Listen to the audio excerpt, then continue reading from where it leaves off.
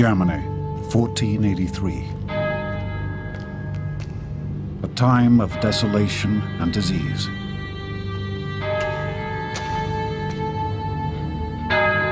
Where the plague could wipe out entire towns in days. And a quarter of all children died before they were 5.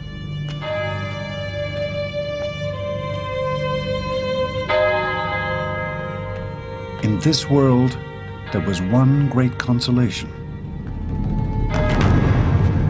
The Church and its promise of heaven.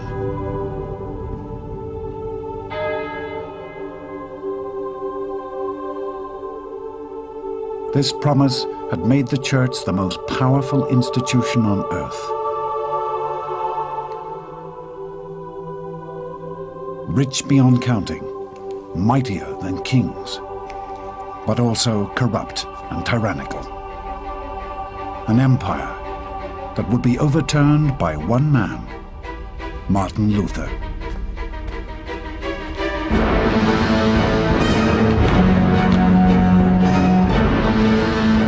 This is the story of a man swept from devotion to rebellion. Of a quest that would set old Europe afire. Spread revolution across nations. And unleash a voice of freedom that still resounds through the modern world.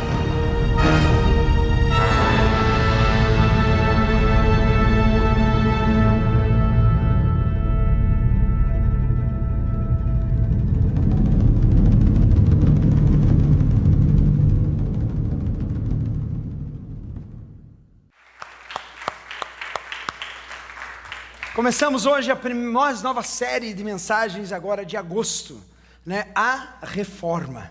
E a gente teve aí uma pequena introdução para que você se situasse um pouquinho sobre o que a gente vai estar falando. E é com muita alegria que a gente inicia hoje a primeira mensagem da série. E eu queria muito que você nessa hora se colocasse de pé, antes de mais nada. E que nós conseguíssemos declarar o nosso grito de guerra. Todo domingo a gente faz isso, com fé, com toda certeza no coração. A gente vai falar: sou filho de Deus, sou livre do pecado, não há condenação na minha vida, e eu vivo o melhor de Deus. Quem vive o melhor de Deus, aplauda Ele, Ele é digno, aleluia. E antes de você sentar novamente, eu queria que você cumprimentasse 2 ou 3 pessoas que você não cumprimentou ainda hoje. Talvez esteja atrás, na frente, mas diga assim: olha, que bom que você está aqui, Deus te abençoe. É um prazer ter você aqui conosco, adorando a Deus, servindo ao Senhor.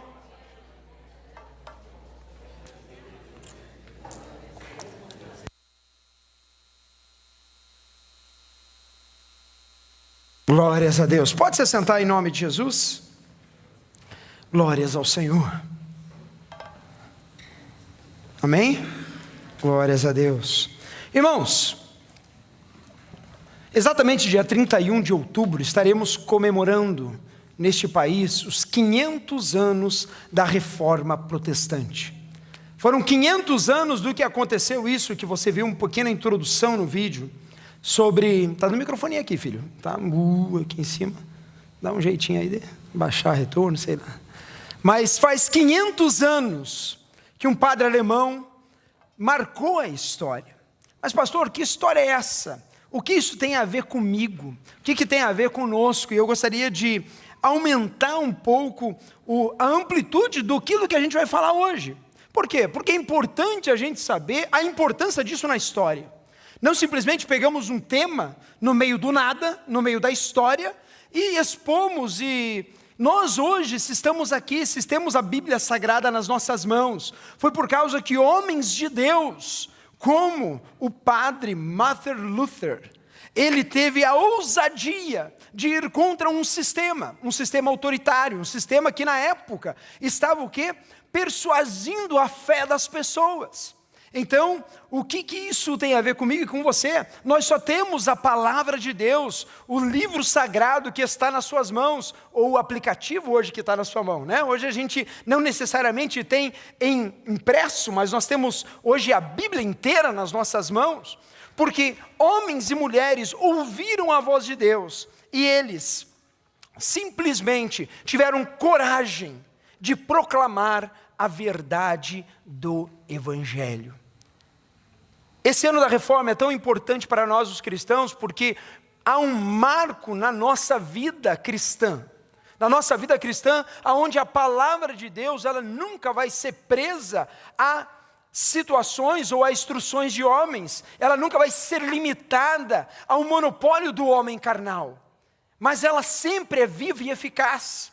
Por isso, nós estamos aí permeando, né, o que a gente chama lá em 1517, esse padre alemão, ele vai na porta da sua própria igreja, e ele fala assim, olha, tem pelo menos 95 teses, 95 áreas, que não estamos concordando, que não está certo. E lembre-se que na época não existia aplicativo de Bíblia, na época não existia a Bíblia impressa. Quantos conhecem uma Bíblia aí? Levanta a mão. Nunca deu muita bola para ela, né? Fala a verdade, né? Tá lá. Alguns cresceram com a Bíblia no Salmo, qual aberto? 91. Clássico! Salmo 91 na beira da sala, que sozinho dá a impressão que vai espantar espírito, fazer alguma coisa, não sei. Mas a gente cresceu com isso na cabeça, tem que estar lá aberto, porque tem poder. Nós temos alguma informação que tem poder. Mas essa Bíblia que nós conhecemos hoje, dizemos assim, olha, uau, para mim é tão comum. Quando voltamos na história, toda a Escritura Sagrada, a gente tem um breve overview da história, onde temos o Velho Testamento, onde foi dado ao povo de Deus, ao povo judeu, e quando vem Cristo, ele vem cumprir a promessa. O Cristo, o que todos os profetas falavam, 600, 700 anos antes de Cristo, antes do Messias vir, se cumpre na pessoa de Jesus Cristo. E daí nós temos o quê? Jesus nasce, e a gente já, over and over, a gente fala dessa história, e Jesus de 30 ou 33 anos, ele faz o ministério dele, e daí aos 33 anos, o que acontece com Jesus? Ele é crucificado, morto, pelos nossos pecados. E daí, ao terceiro dia, o que acontece, igreja? O que aconteceu? Venceu o quê? A morte, aleluia! Agora para mim, vamos pensar um pouquinho. Jesus venceu a morte aos 33 anos. E ele aparece para mais de 500 testemunhas, e eu já preguei sobre isso, e ele sobe aos céus na frente de testemunhas. E ele fala assim, olha, vou vos preparar um lugar, mas enviarei para vocês um Consolador. Aquele pessoal que tinha andado com Jesus 3 anos, tinha ouvido do mestre ali, ó, tete a tete, caminhado com ele, comeram pão com margarina com Jesus, aleluia. E café de Israel. Olha que chique, já pensou nesse café da manhã com Jesus? Dava até para fazer aqui uma excursão para Israel com Jesus, né? Coma café com pão e margarina. Não tem nada a ver. Mas eu quero que você volte um pouquinho no tempo, porque é importante a gente entender algumas coisas. Jesus sobe aos céus e Jesus fala assim, olha, voltem para Jerusalém, eu vou enviar o Consolador. Aquele pessoal todo volta para Jerusalém e eles começam a orar, a buscar Deus. O livro de Atos nos conta que de repente veio um vento impetuoso e o Espírito Santo de Deus desceu sobre a terra, o Espírito Santo Consolador. E aqueles homens, a partir daquele momento, eles começam a maior revolução da história da humanidade, aleluia. Aqueles homens, eles saem e eles começam a proclamar as verdades que eles escutaram de quem? De Jesus.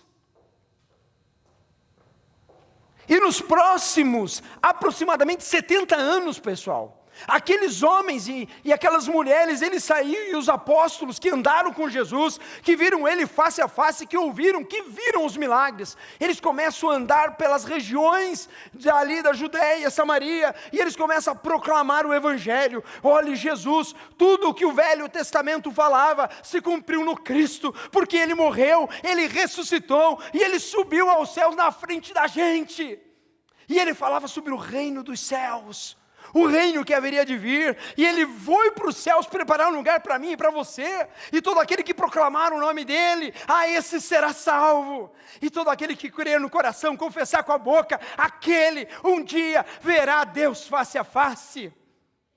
Amém? Só que chegou num certo momento da história, os apóstolos começaram a ficar com a obra muito grande, e ao invés de mandar um e-mail para a igreja, ao invés de mandar um telegrama para a igreja, eles tiveram que começar a instruir essa igreja através do quê? Cartas, instruções à igreja, cartas aos seguidores. E daí, nesse período de 60 anos entre a ascensão de Cristo e a morte do último apóstolo, nós temos algumas cartas, algumas declarações do que aconteceu. A partir daquele momento, a igreja começa a multiplicar, a igreja começa a florescer, e as pessoas começam a se converter, e a igreja começou a crescer em dimensão das pessoas. Por volta do ano 308, o império se via em crise. O império via que aquela população que se chamava do caminho começou a tomar proporções imensas, e a história diz que talvez num jogo político, ou talvez numa conversão verdadeira, mas o imperador se converte ao cristianismo, e declara religião oficial, o cristianismo, em Roma e toda a sua província. E agora nós temos várias recomendações, várias cartas, que são de quem? Dos apóstolos, 200 anos antes. Cartas que eram reproduzidas, cartas que eram faladas. E agora os líderes religiosos, nós precisamos condensar esse material, porque esse material hoje tem mudado vidas. Esse material é verdade, esse material e tem causado um estrago na sociedade no bom sentido. E a igreja então se estabelece por volta do ano 300. O cânon todo do Velho Testamento, e agora sim do Novo Testamento, ele é recolhido e colocado num somente, o quê? Num livro, né? 66 livros compactados numa coletânea, aonde só quem era entendido, e quem tinha ido para a escola, e quem conseguia ler, e tinha acesso a esses livros, podia lê-los. E a partir do ano 300 até o ano 1300, 1400, a igreja cresceu de uma forma estupenda, mas agora juntando o quê? A religião e o Estado. Há um problema aí. Porque toda vez que nós misturamos e colocamos pessoas de poder com pessoas de fé, e pessoas para que governam, e agora entra dinheiro, e agora entra o que? Influência, e agora entra poder. E o grande parte do povo, guess what? Não tinha escola, não podia ler, não tinha acesso aos escritos sagrados. Escritos em hebraico, escritos em grego. Mas existia esse cânon, existia as cartas dos apóstolos, existia os evangelhos já escritos de tudo o que tinha acontecido naqueles primeiros 30 anos, nos primeiros 3 anos de ministério de Jesus, e os apóstolos falando.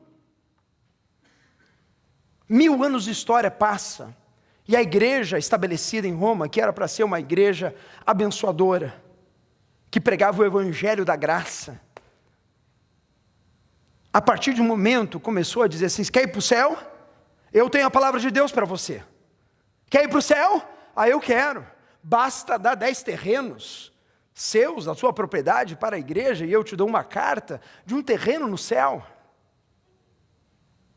E eu garanto para você que isso, olha, a hora que você morrer, o teu terreno está garantido.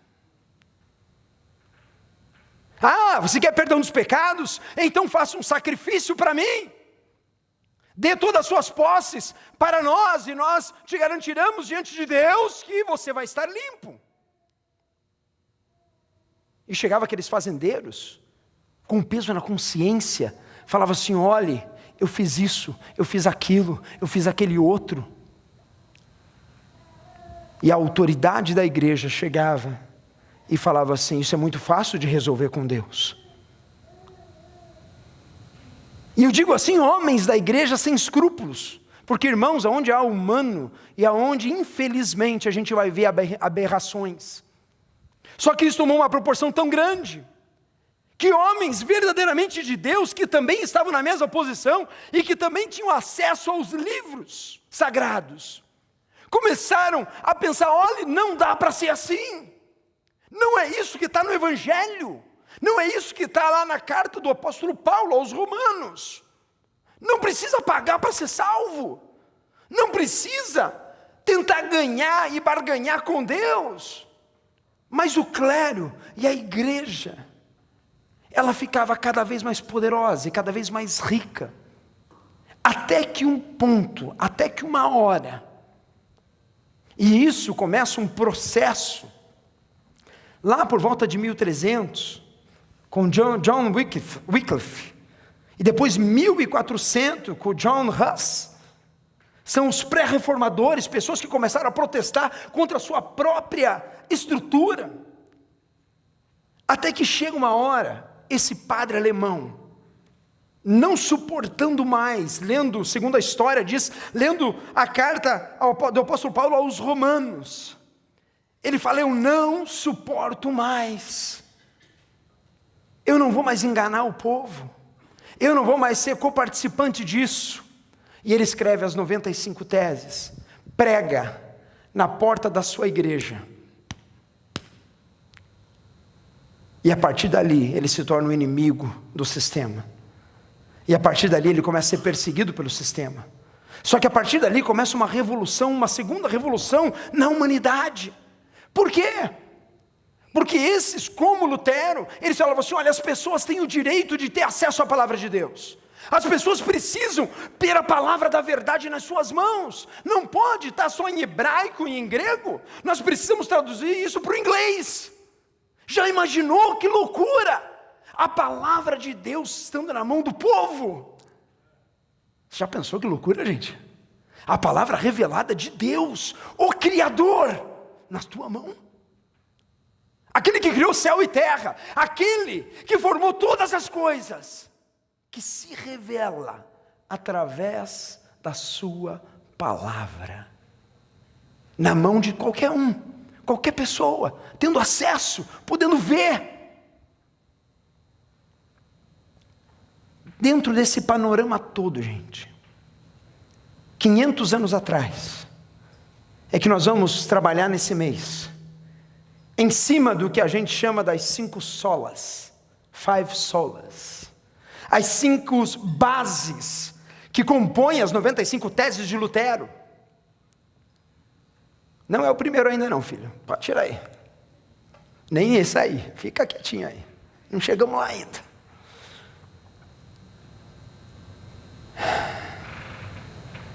Irmãos, quando eu falo isso, eu me projeto na época, no momento.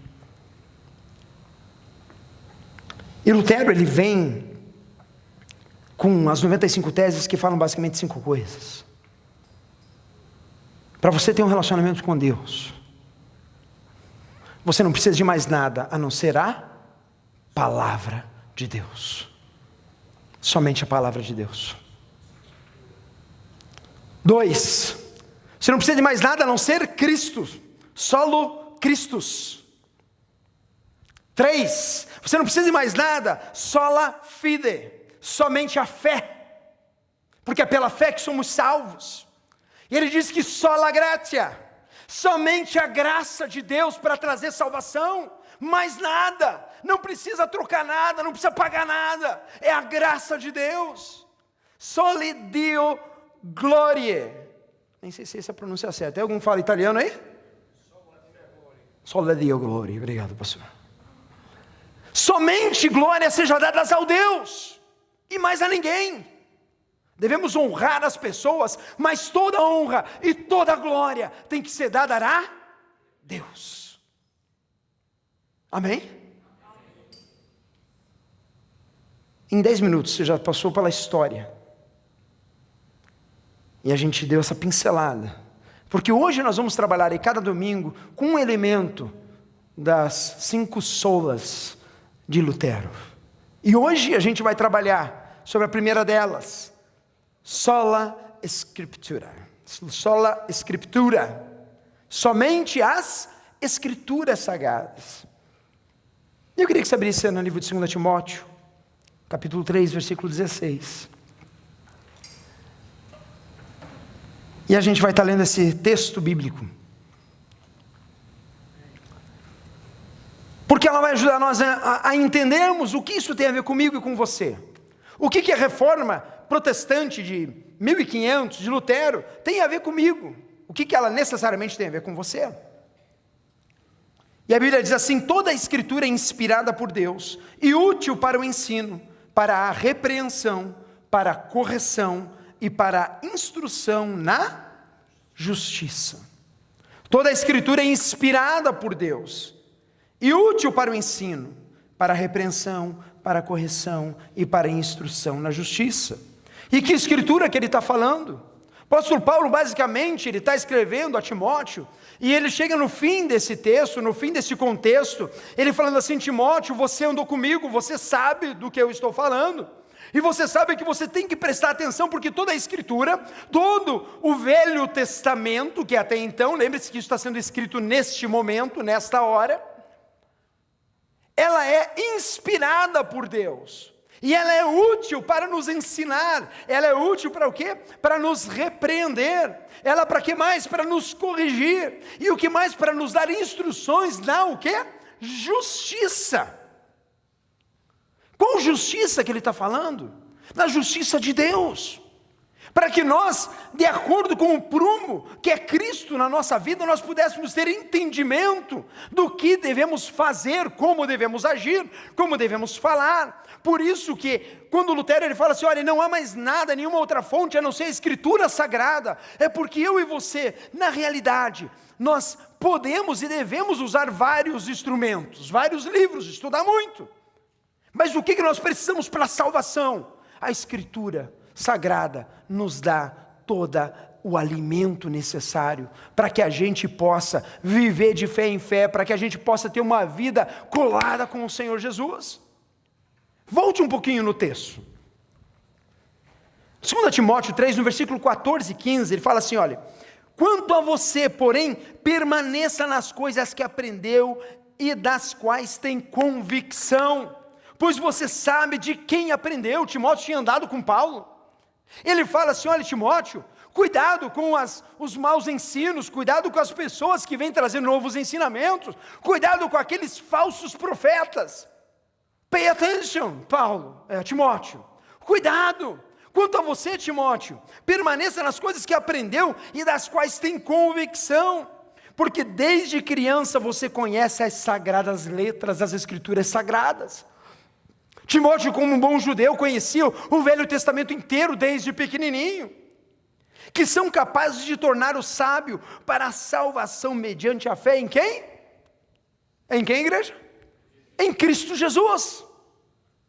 A palavra nos direciona, a palavra nos sustenta, a palavra de Deus, irmãos, dá algo sobre a nossa vida. O problema é que nos dias atuais, depois de 500 anos de reforma, nós ainda, muitas vezes, estamos brigando com a palavra. Muitas vezes, nós ainda olhamos para algumas Escrituras Sagradas e falamos assim: mas não é bem assim, os tempos mudaram. Irmãos, os tempos mudam a cada 10 anos, mas a palavra do Senhor é verdadeira. A palavra do Senhor subsistiu desde quando ela foi escrita na nova aliança, subsistiu por 2017 anos. Hoje nós estamos aqui em Orlando, Flórida, com Disney e tudo, irmão. Nós estamos reunidos neste lugar, por quê? Por causa da palavra de Deus, que é viva e eficaz. Porque a palavra de Deus, ela não se prende ao poder humano, ela transcende. A palavra de Deus, ela é viva e nos dá força. John Wesley falou assim: olha, a igreja é que é para ser julgada pelas Escrituras, não as Escrituras pela igreja. Em outras palavras, ele fala assim: olha, não é a igreja que tem que ficar julgando, dizendo se a Escritura está certa ou não, se isso que está escrito é correto. Não, É a Escritura Sagrada que revela quem nós somos. É a Escritura Sagrada que nos dá fé. É a Escritura Sagrada que nos amolda e nos dá orientação para o caminho que devemos seguir. Irmãos, a obra do Espírito Santo, a obra do Espírito Santo de Deus que desceu sobre os apóstolos, ela trabalha em mim e trabalha em você. Você é templo do Espírito Santo, amém? Quantos são templo do Espírito Santo? Diga amém. Mas você sabia que o Espírito Santo de Deus, ele nunca, ever, never, vai fazer absolutamente nada que seja contra a palavra de Deus? Nós vivemos em mundos hoje, onde o espiritualismo, ele cresce a cada dia, e o achismo e as experiências, fui ao terceiro inferno, né? E vi o demônio 2, 3 e 4, irmão, vai estudar a Bíblia, se aprofunda na palavra. Mas já estudei muito, vai estudar grego e hebraico. Tem muita coisa para a gente estudar. Tem muita revelação para a gente tirar. Sabe por quê? Porque a palavra, irmãos, ela é necessária e suficiente para nos trazer a verdade do Evangelho de Cristo. E esse Novo Testamento foi cartas das revelações que Deus usou apóstolos que andaram com Jesus lado a lado, que ouviram da fonte verdadeira que é Cristo. Eu não sei qual livro você está estudando ou lendo. Eu estudo muito e eu leio bastante. Quantos leem aqui, gostam de ler, digam amém? Pode mentir, irmão. Pela fé, amém. Mas nunca, preste bem atenção, igreja, nunca substitua a palavra de Deus por qualquer outro ensinamento. Pastor, mas não posso ler o livro, eu gosto tanto daquele fulano, assim, leia! Mas qual que é o teu standard? É a palavra, é a Bíblia. Eu não posso, mas o fulano de tal falou. Vamos checar na palavra de Deus? Se a palavra aprova, desaprova, o que ela diz a respeito? Porque o Senhor, Ele está nos orientando e nos lembrando hoje, irmãos. Não há nenhuma outra fonte de inspiração, não há nada que possa nos levar a um engano quando andamos na palavra. Em nome de Jesus, se você não tem lido a tua Bíblia diariamente, comece hoje. Somente a palavra, somente as Escrituras Sagradas, beba dela, coma dela. São palavras de Jesus, o Cristo, que estão ali, é os ensinamentos do Mestre que estão ali. Nós necessitamos parar com o Facebook, parar com o Instagram, parar com o aplicativo X ou Y e voltar para a palavra, aleluia! Só os corajosos digam amém? Amém. E eu falo amém para mim também, irmão. Porque a tentação da rede social hoje é imensa. É capaz de eu estar lendo a fofoca da semana, das estrelas de Hollywood, mas não ter aberto nos Salmos, para edificar a minha vida. E daí a minha fé começa a baixar, a minha vida espiritual começa a ir de mal a pior, e eu não sei porquê. É porque eu não estou me alimentando. Se eu não me alimento, eu fico fraco, e se eu fico fraco, a minha fé começa a desmorecer. Em nome de Jesus, hoje eu estou aqui como homem de Deus para falar para você. Não deixe de se alimentar todos os dias, porque a palavra de Deus, ela é inspiração para a nossa vida. Quantos creem, digam amém. Número 2, as batalhas são vencidas pela palavra de Deus. Vamos falar juntos? As batalhas são vencidas pela palavra de Deus. Mais uma vez, as batalhas são vencidas pela palavra de Deus. Mateus 4, versículo 1 ao 11. Jesus acaba de ser batizado, ele vai para o deserto. E Satanás aparece a ele. E Satanás aparece com 3 propostas indecentes. Vamos ler? Então Jesus foi levado pelo Espírito ao deserto para ser tentado pelo diabo. Depois de jejuar 40 dias e 40 noites teve fome. O tentador aproximou-se dele e disse: se és filho de Deus, manda que essas pedras se transformem em pães. Respondeu Jesus: vamos juntos? Nem só de pão viverá o homem, mas de toda a palavra que procede da boca de Deus. Deuteronômio 8:3. Então o diabo o levou à cidade santa, colocou na parte mais alta do templo e disse: se és filho de Deus, joga-te daqui para baixo, Pois está escrito, ele dará ordens aos seus anjos a seu respeito, e com as mãos eles o segurarão, para que você não tropece em pedra alguma. Jesus lhe respondeu, também está, vamos juntos? Também está. Não põe à prova o Senhor, o seu Deus. Deuteronômio 6,16. Depois o diabo levou um monte muito alto. Ele mostrou todos os reinos do mundo e o seu esplendor. Ele disse, tudo isso te darei, se te prostrares e me adorares. Jesus lhe disse, retire-se, Satanás. De volta? Adore o Senhor, o seu Deus, e só a Ele preste culto. Deuteronômio 6,13. Irmãos, perceba que na primeira face a face com o diabo, Jesus não disse assim, olha, eu sou filho de Deus e você não sabe com quem você está se metendo. Jesus não disse assim, olha, eu já morri na cruz, eu sou filho de Deus, eu me fiz, você não morreu na cruz ainda, né? Ele se fez carne, eu sou Deus encarnado. E agora você vem aqui na minha frente querer ter um tete-a-tete comigo? Quem é Deus encarnado aqui? Levanta a mão. Está todo mundo acordado, pelo menos, glória a Deus. Uma dessa tem alguém, né? Mas Jesus, ele vem e diz assim, olha, ele responde a batalha, a tentação, com a palavra, irmãos. Muitas vezes nós andamos desanimados durante a semana, porque a gente não tem palavra para dar contra o problema. Nós não sabemos um versículo, que nos dá suporte para dizer assim, não, eu e minha casa serviremos ao Senhor. O Senhor é o meu sustento, Ele é o meu refúgio, Ele é a minha torre forte. Qual a palavra que está nos teus lábios, para que você chegue assim, olhe, o problema levanta, diz assim, não, o meu Deus, aquele que me chamou, que me comissionou, Ele fala assim, que está lá na sua palavra, que eu posso todas as coisas naquele que me fortalece. E eu sou que nem Paulo, que eu aprendi a viver no muito e no pouco, na doença e na saúde. Igreja, cadê a palavra dos teus lábios? Cadê a palavra do teu casamento? Em nome de Jesus, o meu marido é uma bênção, o meu relacionamento é uma bênção, eu e a minha casa serviremos ao Senhor. E não vem com papinho bobo, eu vou separar, porque eu não aguento mais ele, eu não aguento mais ela, porque... Falta palavra, irmão.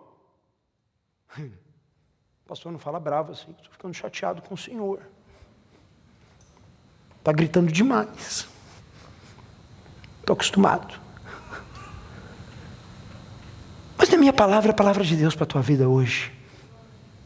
Porque nós temos orado para que esta igreja seja uma igreja saudável, uma igreja bíblica, uma igreja que anda pelas suas próprias pernas, de acordo com a palavra de Deus. Tem gente que faz sociedade com gente que não tem a mesma fé. E a Bíblia diz, para você não entrar em julgo desigual.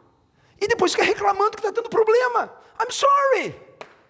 Nós temos que voltar para a palavra. Viver a palavra de Deus. Irmão, não adianta fugir, não adianta dar voltinha, porque Jesus nos ensina, quando ele foi confrontado com Satanás, ele não dá a palavra, ele fala o que ele cita a palavra, que na época era o Velho Testamento que ele tinha, para nos ensinar que nós precisamos beber da palavra de Deus, comer da palavra de Deus todo dia. Irmão, em nome de Jesus, se você não está fazendo isso, pare de dar desculpas para os Estados Unidos, para o schedule, para a agenda, porque quando você quer, você arranja tempo para tudo na tua vida. Se arranja. Cruzei com o irmão, nem lembro quem é, se está aqui me perdoa, mas ele falou assim, pastor, não estou tendo tempo para ir na igreja. Mentira! Você não está dando prioridade para ir na igreja, é diferente. Você não está botando prioridade, porque talvez a tua fé esteja meio fraquinha, e você não está bebendo da fonte de água viva que é o Senhor Jesus. Porque Jesus falou assim, olha, buscai primeiro o reino de Deus e a sua justiça, e todas as demais coisas vos serão acrescentadas.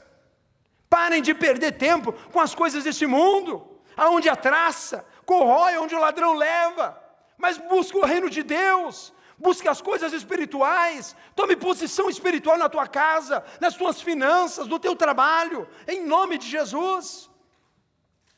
O profeta Oséias fala assim, para o povo de Israel, e hoje nós somos o povo de Israel. Oséias 4:6 fala assim, olha, o meu povo se perde, ele perece, porque lhe falta o quê? Conhecimento. Irmão, sabe por que o povo em 1500 estava perecendo nas mãos do clero? Porque faltava o quê? Conhecimento. Conhecimento das Escrituras. Se chegasse o sacerdote e falasse, olha, filho, lembra daquele teu carro zero que você, na época, o que seria um carro zero em 1500, gente? Sei lá, uma carroça nova. Hã? Sistema hidráulico de Roma, importado de Roma. Pá! Daí chegava o clero e falou assim, está vendo aquele cavalinho que você tanto suou para comprar? Você vai ter que dar porque seu coração está nele e Deus não está muito feliz com você. Pode dar o cavalinho e a carroça também. Porque Deus disse. Cara, quando bota Deus no meio dá um peso. E se eu não tenho conhecimento da palavra, o que acontece? Cara, se Deus falou, vai que eu não dou esse cavalo e esse negócio na primeira esquina, bate um raio do céu, me parte no meio e eu vou parar onde? Vá que eu estou em desobediência agora, e todas as pragas do Velho Testamento, das Escrituras, começam a pairar sobre mim. Mas é por falta do quê? Fale conhecimento.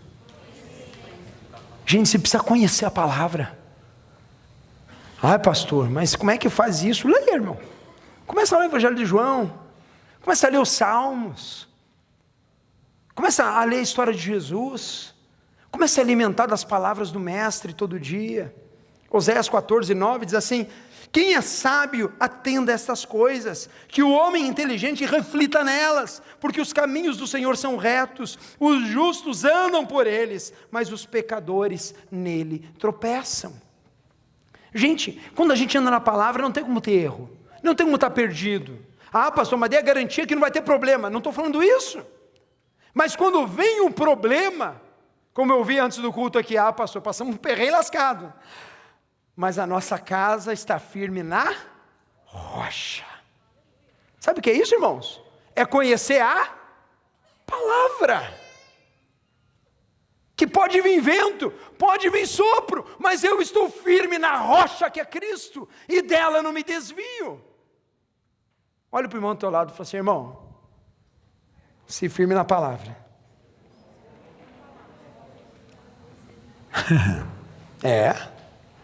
Terceira e última coisa dessa noite. O perigo da influência. Irmãos, pensa numa igreja que muitas vezes era complicada, era a igreja primitiva. Às vezes a gente tem essa ideia, né, de Atos 2, que fala assim, na igreja primitiva, todos vendiam tudo que tinham, traziam aos pés dos apóstolos, e esses dividiam as coisas, e ninguém tinha o quê? Falta de nada, a igreja perfeita. Foi naquele momento, né, assim, porque depois começou a ter muito problema a igreja. Mas o perigo das influências. Olha o que o apóstolo, Evangelho de Lucas, quer dizer, capítulo 1, de 1 a 4, fala. Lucas, que era médico, lembro do Fábio, sempre quando eu leio Lucas, não sei porquê, mas medicina, tal. Lucas, ele fala assim no começo do Evangelho. Muitos já se dedicaram a elaborar um relato dos fatos que se cumpriram entre nós, conforme nos foram transmitidos por aqueles que desde o início foram testemunhas oculares e servos da palavra. Eu mesmo investiguei tudo cuidadosamente desde o começo e decidi escrever-te um relato ordenado, ó excelentíssimo Teófilo, para que tenhas a certeza das coisas que te foram o quê? Ensinada. Lucas ele está escrevendo em uma investigação de todos os fatos ordenados, para quê? Para que o outro não tenha o engano de um ensinamento errôneo, de uma história errada. Irmão, o testamento ele é feito, e nós temos o Evangelho, o testamento de Deus imprimido em nós. Sabe por quê? Porque uma história contada sem ser registrada, ela pode ser muito bem alterada. Quantos tem carro aqui? Levanta a mão. Você tem um título do teu carro ou não? Se não tem, vamos conversar, irmão. Você tem que ter um título do teu carro. E no nome do dono do carro está escrito o quê? O meu nome? Tá? Do teu carro está escrito o meu nome, é isso? Não, está escrito teu nome. Se o meu nome estiver no título do seu carro, você vem falar comigo depois do culto, tá? Porque eu estou tendo mais carro e não sei. Mas o que é um documento? Eu fui lá e eu comprei do Glauber, e eu paguei o Glauber me deu o título, eu fui no DMV, transferi o título daquele documento para o meu nome, e agora está escrito lá. O pastor pagou $10.000 pelo carro do Glauber. Está podendo, hein? E daí? Tem um documento, não há alteração. As pessoas fazem o que? Testamento de vida. Para quê, irmão? Porque depois que a pessoa morre, o que está no testamento? A sua? Fale vontade. Vontade. Está descrito na vontade. A Bíblia é a mesma coisa, irmãos. É a vontade de Deus expressa através das Escrituras Sagradas para a minha vida e para a tua vida. Atos 17:11, leia comigo. E o autor de Atos, ele fala assim, olha, os bereanos eram mais nobres do que os tessalonicenses. Olha que comparação feia, né? Mas está na Bíblia, diz que os bereanos eram melhores do que os tessalonicenses. Pois receberam a mensagem com grande interesse e fazendo o quê? Examinando todos os dias as Escrituras para ver se tudo era assim mesmo. Irmão, se tudo que eu prego aqui você acreditar de olhos fechados, você está com um problema, desculpa. Fala, de volta, tem gente dormindo. Se tudo que eu pregar aqui, você acredita de olhos fechados, você está com um problema sério. Você não está lendo a Bíblia. Porque tudo que eu prego nesse púlpito, tem que estar de acordo com a tua Bíblia que está na tua mão. E não é o problema do que eu prego, porque tudo que eu prego eu tenho convicção que é bíblico. Mas o problema é você não depender da minha palavra, mas sim da palavra de Deus. É você ter tua fé firmada em Cristo, nos Evangelhos, na Escritura Sagrada. Porque, irmão, um dia talvez você não esteja mais aqui, talvez eu não esteja mais aqui, talvez essa igreja nem esteja mais aqui, o dia que for para o templo próprio, de 2.000 lugares, a igreja cheia, que tinha 3 cultos, em inglês, em espanhol e em brasileiro, português. Quantos creem, digam amém. E você foi promovido para Nova York, está lá. E a tua fé vai para onde? Como é que você vai sobreviver na fé? Ah, pastor, tem internet, a gente entra ao vivo lá e fica vendo. E fica vendo. Irmão, não é suficiente. Nossa vida é privada com Deus, a nossa fé tem que ser pessoal, fortalecida em Cristo. Ele é o autor e consumador da nossa fé. Por isso a Escritura, e ele fala essa comparação, que os bereanos, eles tinham o quê? Eles examinavam as Escrituras nos ensinamentos. Você como está vivendo isso? Último texto bíblico, Gálatas, capítulo 1, versículo 6 ao 9, diz assim, maravilho-me de que tão depressa passasseis daquele que vos chamou à graça de Cristo para outro evangelho, qual não é outro, mas alguns que vos inquietam e querem transtornar o evangelho de Cristo. Mas ainda que nós mesmos, ou um anjo do céu vos anuncie outro evangelho, além do que já vos tenho anunciado, seja anátema, quer dizer, seja excluído, seja separado.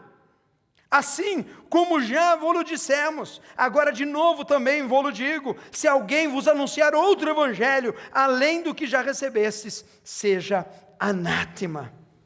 Irmãos, O apóstolo Paulo está falando assim: olha, igreja, eu estive com Jesus, eu fui chamado pelo Messias, eu fui aí com vocês e eu preguei o evangelho da graça de Jesus. Eu ensinei para vocês a revelação de que Jesus era o Cristo. E que a salvação agora não é mais o meu trabalho, mas a salvação foi feita tudo por Ele na cruz do Calvário, e Ele nos chama para andar uma vida de fé em fé, de glória em glória. Mas ele fala: me admira muito que tem gente chegando aí do teu lado e falando coisa que está desviando a fé de vocês. Me admira muito, igreja, que vocês não leiam a Bíblia todo dia. Me admira muito, igreja, que depois de tantas vidas serem ceifadas para que você tenha a Escritura Sagrada nas suas mãos, você gaste mais de 1 hora no Facebook e alguns minutinhos meditando na Escritura Sagrada. Me admira muito, igreja. Me admira muito, igreja, porque a Escritura Sagrada é vida para a gente. É vida. E ele fala assim: olhe, ainda que venha um anjo e te diga outro evangelho, se separe dele, corte. Mas para que a gente tenha isso, gente, nós precisamos fazer como Lutero. Eu não vou me render às potestades e às forças externas, porque a Bíblia e a palavra revelada de Deus é mais do que suficiente para me instruir, para me repreender, para me orientar e para me direcionar a Cristo Jesus. A razão da minha fé eu conheço. Depois de mais de 40 escritores, 1189 capítulos e 31 mil versículos, se isso não for suficiente, irmãos, para você fortalecer a sua fé, eu não sei o que mais é. Que na tua vida no dia de hoje, nesse começo desta série, a reforma, você possa hoje tomar um compromisso, e esse é meu desafio para a tua vida. Tome um compromisso com Deus, não comigo, de você beber e comer da palavra de Deus todo dia. Faça um compromisso de manhã, ao invés de pegar o teu celular e checar a rede social, de você abrir o teu aplicativo da Bíblia, para ler um versículo. Organize um plano de estudo. A gente já fez isso no começo do ano. Vou perguntar quem terminou, para eu não ficar com vergonha. Sabe por quê? Porque quando a gente faz isso, eu venho para este lugar com a convicção do Deus a quem eu sirvo. Quando eu faço isso, eu olho o meu irmão, e o Espírito Santo de Deus já ministrou tanto na minha vida, que eu olho com olhos de compaixão e graça. Quando eu faço isso, eu tenho aqui e falo assim: o que é para fazer, Alexandre? Você falou para servir, o que é para fazer? Carregar cadeira, puxar móvel. Cara, meu número está aqui, como tantos irmãos já fizeram comigo.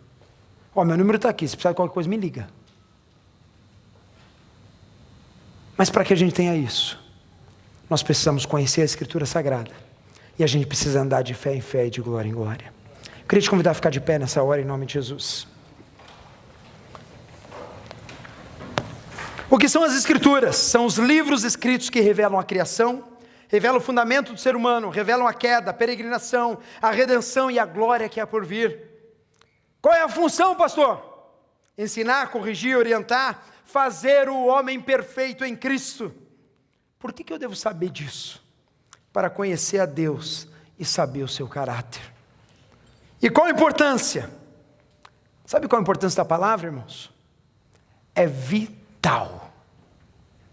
Fale comigo, a palavra é vital para a minha vida. Quantos tem GPS aqui? Levanta a mão. Baixa a mão. Se eu falar para você, pega o teu carro agora aqui e vai para Weston. Cidade de Weston. Você vai de cabeça? Certeza? Weston é cidade, pastor? É uma cidade. É na Flórida? É na Flórida. A palavra de Deus, irmãos, é que nem GPS. Se a gente não sabe ela, a gente não sabe para onde a gente está andando, nem como a gente está indo. E tem muita gente dando voltas e voltas, porque não está usando o seu GPS, que está disponível aí na sua mão, todos os dias da tua vida. Feche teus olhos debaixo da sua cabeça. Pai, obrigado, Deus, pela tua palavra. Obrigado, Pai, porque teve homens e mulheres, Pai, corajosos na história da igreja, Pai, que deram a sua vida, Pai, para que esta palavra hoje estivesse sendo ministrada neste local e em tantos outros locais na face da terra. Pai, palavra que transforma, palavra que traz vida, palavra que renova a nossa fé, sabendo, Pai, que o Senhor é o Deus Criador que cuida de nós. E Deus, essa noite nós queremos orar, Pai, para que o Senhor esteja nos dando disciplina, Deus, para comermos e bebermos da Tua palavra. Temos prazer em lê-la, Senhor, para ouvir a Tua voz, Senhor, a revelação da Tua voz através da Tua palavra. Pai amado, que nós possamos ter a palavra de Deus como o livro mais importante da nossa vida. Pai amado, que a gente possa ter, Deus, a palavra de Deus como, Deus, o GPS da nossa vida, de como falar, como agir, como, Senhor amado, proceder com os irmãos. Pai amado, como a gente orar. Pai amado, que a gente possa ser cheio da Tua palavra, para que o dia que vier o dia mau, Deus, a gente tenha a palavra do Senhor, como Jesus falou, está escrito, aleluia. Deus, que possamos ter essa palavra desatada dos nossos lábios, está escrito, para que essa igreja, Pai, seja uma igreja adulta na fé, uma igreja, Pai, que não anda, Deus, no conselho de qualquer pessoa, mas anda baseada na palavra do Senhor, que é a revelação viva todos os dias. Pai amado, que se hoje aqui, Pai, tem pessoas que precisam, Deus, fazer um concerto com o Senhor, dizendo, Pai, eu preciso, Deus, a partir de hoje, Deus, lê mais a Bíblia, lê mais a Tua palavra. Pai amado, eu peço a Ti que o Senhor esteja tocando no coração delas agora, Pai. Porque Deus, o Senhor não nos obriga a fazer nada, mas nós, quando ouvimos a Tua voz, somos tocados, impelidos para reagir ao Teu chamado. Por isso, irmão, se você hoje é um desses que hoje precisa ter um compromisso com Deus, de leitura da palavra diária, levanta a mão onde você está, como sinal de fé, dizendo, Senhor, eu ouvi a Tua voz, e Pai, eu quero a partir de hoje, Deus amado, me alimentar da Tua palavra, me alimentar do Senhor todo dia. Senhor amado, eu quero saber do que eu estou cantando, saber do que eu estou orando, saber como eu estou reagindo aos problemas dessa vida, porque o Senhor não me chamou para ser alguém perdido na vida, mas o Senhor me chamou para alguém que ande na palavra de Deus, alguém que saiba da sua fé.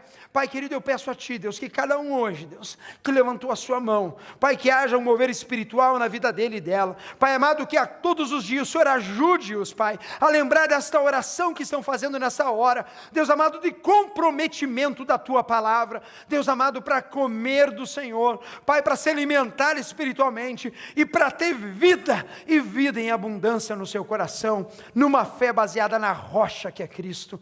Pai amado, muito obrigado, Deus, pela Tua palavra revelada hoje, e Pai, que nós possamos ser a igreja, Pai, que anda de acordo com a Tua vontade, dia e noite, e que o Senhor possa nos abençoar, trazer revelação para cada um dos Teus filhos a cada dia, e que nós possamos executar a Tua boa, perfeita e agradável vontade. Eu oro e abençoo a cada um que está online também, Deus, ouvindo esta palavra, recebendo essa ministração, abençoa-os a cada lugar que eles estiverem, Pai amado, Pai, que a Tua palavra floresça diante dos olhos, e que ela arda no coração, Pai amado, e que nós possamos, Senhor, guardar a palavra no nosso coração, para não pecar contra Ti, como está escrito.